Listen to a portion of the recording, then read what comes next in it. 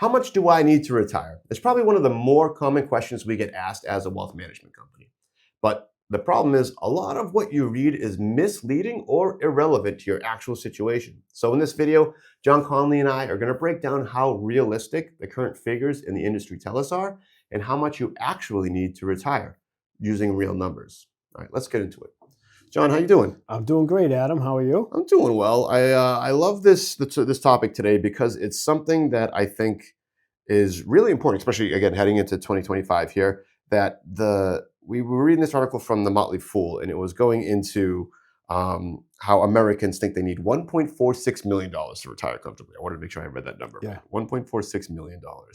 And another incredible start that was in that article was that Americans over the age of 60, 77% of them have retirement accounts, which is also alarming that not 100%. Yeah. But of those 77%, 45% of those people feel like their retirement savings were on track. So that means over half of them don't think that they're on track to have a successful retirement. Or I should say expectations are really problematic because as of the date of the article, the average retirement savings for a person over the age of 55 was over $500,000, but that's a far cry from the 1.46 million that the article said that Americans feel that they need. Mhm. So in this video, I want to go over, again, what the problem is with these metrics that these articles use, right? Like why these are problematic. And then what do you do with your clients to help them find out the metric that you think helps with developing a successful retirement plan? Okay. So let's get into that here, where the article goes over these rules of thumb for finding your retirement number. And again, these are what we believe to be wrong. And I want you to help me explain why. All right. So the first one they cover is called the pacing angle, which is a multiple of your annual income at your current age. Can you go over a little bit more about what that is and why you think it's a wrong metric to use? Yeah, it's the wrong metric. What it is it says if, let's say you make $100,000 a year, they think you should have 10 to 12 times your salary saved for your retirement. Okay. So if you're making $100,000 a year, when you retire, they think you should have $1.2 million saved in retirement accounts for your retirement. I'm never going to say saving money for retirement is a bad thing, right? But to just come up with an arbitrary number of 10x doesn't seem to have any value, right? It's just someone says, hey, we think everyone should have 10x of their salary as their retirement. And that's like saying, hey, we've asked 100,000 people, everyone's wearing medium shirts.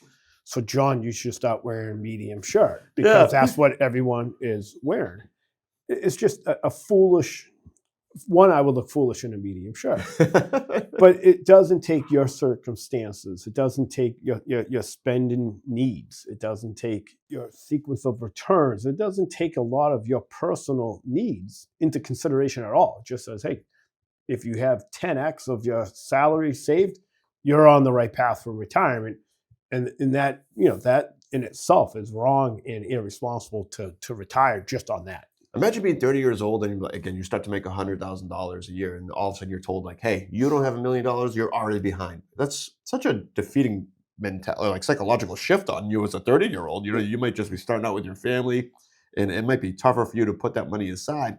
And now if you're trying to catch up on your retirement savings by spending that much less in your ability to raise a family, that might put a lot of, like I said, like a lot of struggle on a lot of families. Well, yeah, it might make someone feel like this is too daunting, I'm not going to do it. And they really don't take the steps, right? I think that the pacing aspect is really geared towards like near the end of your retirement years. So like if your salary was $100,000 when you were getting ready to retire, you should have 1.2.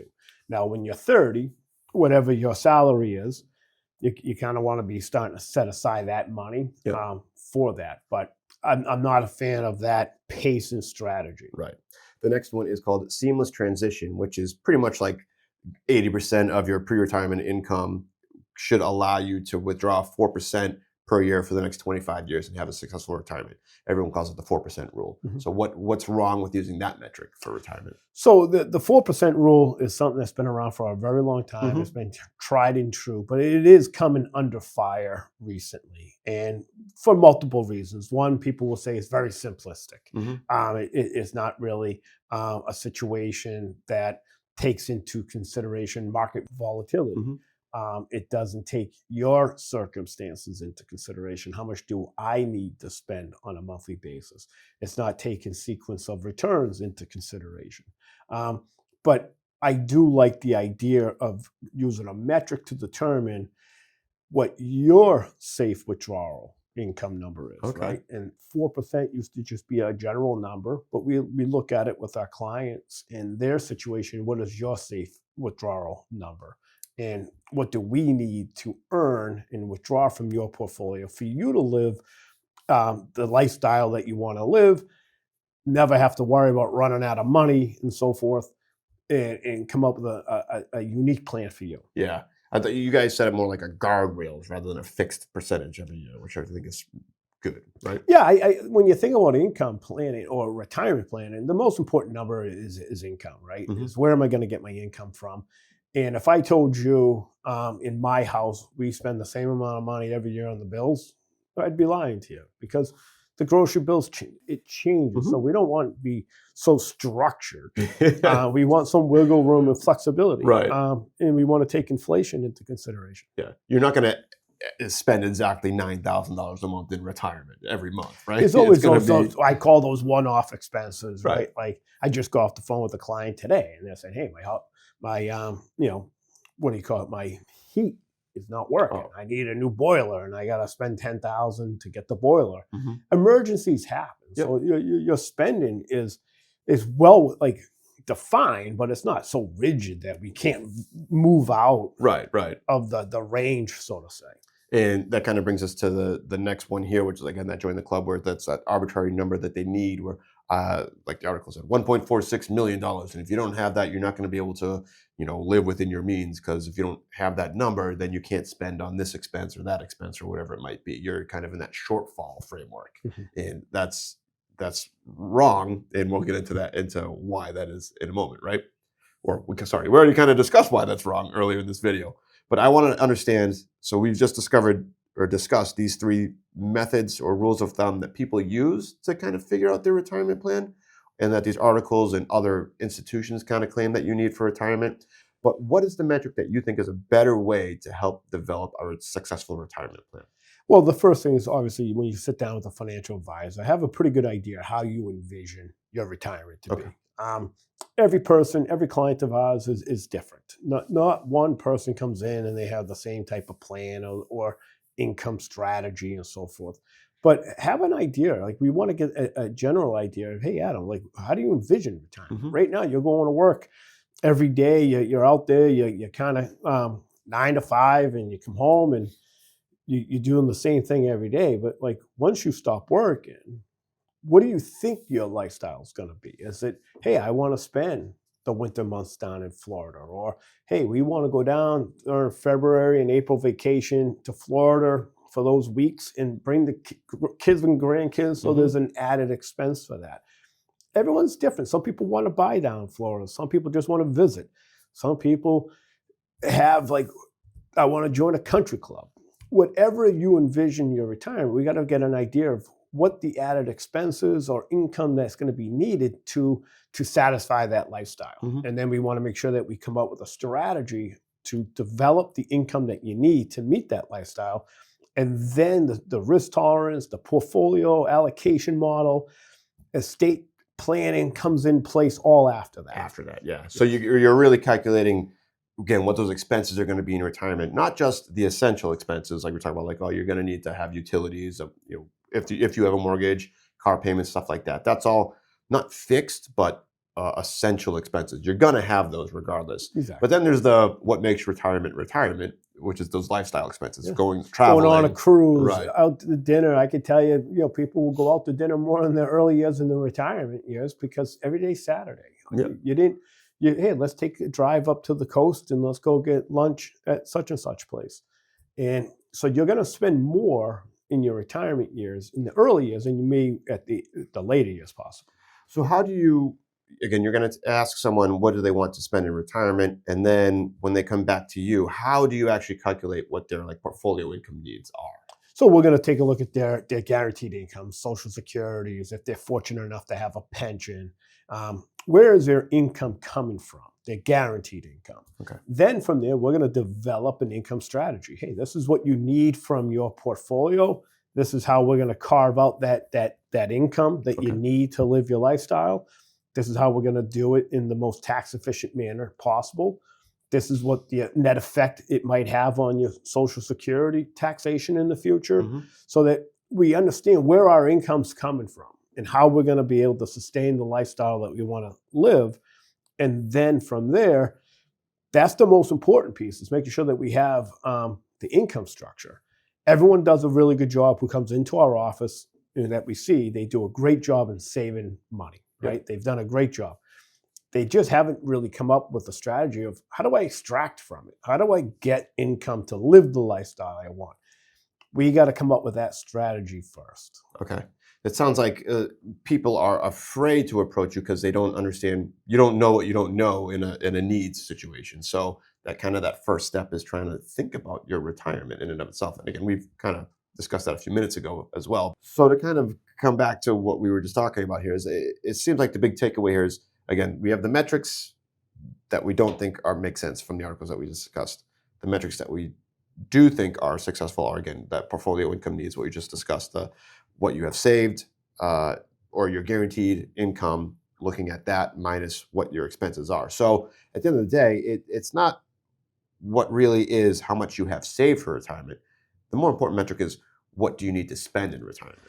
Yeah, you think about it, like maybe some people are hesitant to meet with a financial advisor to explore this because they keep hearing, I got to have 1.8 million saved or 1.4 million saved, and I'm not there yet. So Right. I'm not going to sit down with anyone because I don't have this magic number set aside. Mm-hmm. And what they probably don't understand is that they may be way further along in their retirement journey and closer to retirement than they maybe expect.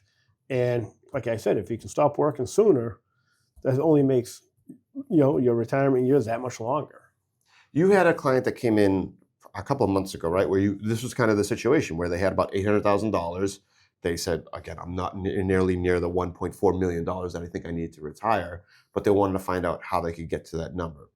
After you sat with them, what was the outcome of that kind of meeting? Well, it was interesting because they in their mind they didn't have enough to retire. Hmm. They had about 800,000 saved between the two of them, husband and wife working hard, contributing to their 401ks. One of the first things we looked at was that they weren't doing the catch up provisions for the age 60 and Okay. 63, which is higher than it was for the age 50 and above. So we were able to get them to increase their 401k contributions. We kind of reworked their 401k strategy, their positions inside the 401k. Hmm. And then we also did what we call an in-service distribution, where they can go from their 401k to an IRA and take advantage of that. And at the end of the day, in their mind, was that we needed 1.3 million in their mind. They wanted to just get over a million. Okay. But once we kind of worked backwards and showed them, like, you're contributing to a 401k, you're paying taxes, you're not living on the 180 grand that you're Right. making. Yeah. You're living on much less than that. And then we show them, hey, at age 65, your mortgage is going to be paid off. So that's $2,000 a month that is now an expense that's going to be off of the books. Okay. The kids were now coming out of college. So they didn't do a great job of really understanding of how much were they really living on today, Yep. what they may need in the future. But we got them to a point where they're going to retire sooner than they're better further along that journey than they thought they were. Right. It went from, hey, I'm going to work till 72 or whatever, to like, hey, we're going to retire before that. Exactly. That's great to kind of hear, because again, I do think that there's a lot of people out there that think that, again, I need to reach this number. If I don't hit that number, I can't retire. And it costs people years of good health that they could be spent in retirement doing enjoyable things. Instead, they're just kind of plugging away in the machine, doing what they got to do until they hit this arbitrary number. Yeah, I mean, there's what we call the healthy life expectancy, and in the United States, it's age 65. So at age 65, you can expect to have your first medical crisis on average. So we work all our lives to get to age 65, and then and then at age 66, we're having our first health crisis. Why did I work all these years Yeah. for this? So my goal is with clients is we want to retire as soon as we can. And we're seeing more and more people kind of philosophically accept that and Yeah. change the way they think. I think COVID had a big part in that. And we're also people are realizing that, hey, I can be a consultant, I can leave my company. They'll hire me. They want me to stay on as a consultant. So I'm kind of like a quasi semi-retired. Hmm. So there's a lot of retirement isn't what it once was. Like you went in, you gave your 30-day notice, they got you a nice little gift and a lunch. Yeah. Now it's like, hey, you might continue working for the company, but 2 days a week and you're making a pretty good salary. Yep. And it gives you a purpose and a mission and somewhere to go every day and keeps you young. Hmm. And you're making money, so it's less money that you have to withdraw from your portfolio in the early years. Yep. Again, it goes back to the lifestyle that you want in retirement. Maybe you just want to make work optional. You don't want Exactly. to just walk away. I love that. Thank you, John, for taking the time to not only go through, again, metrics that we don't think work in and how to calculate retirement this year, metrics that we think are purposeful, and then how to actually figure out what that number is. Appreciate it. So again, now that you understand what you need to retire in 2025 and that it's not really some arbitrary number, but more of a very personal number to you, click on the link in the description in the video. It'll bring you to a questionnaire that we have.